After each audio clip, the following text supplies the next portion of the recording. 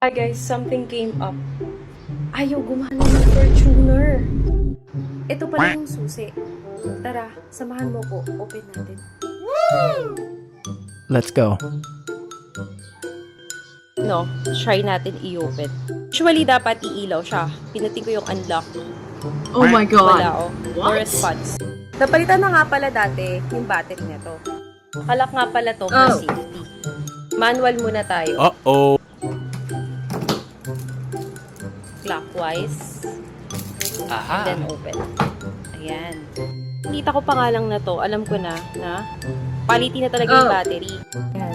Ayaw niyang mag-open. Oh, ayaw. It's not starting. Oh my God! Pala siya buksan, andito sa part na to. Ayan. I-open mo lang yan. Dito sa may logo, iaangat mo lang to. There's something na may iaangat dito.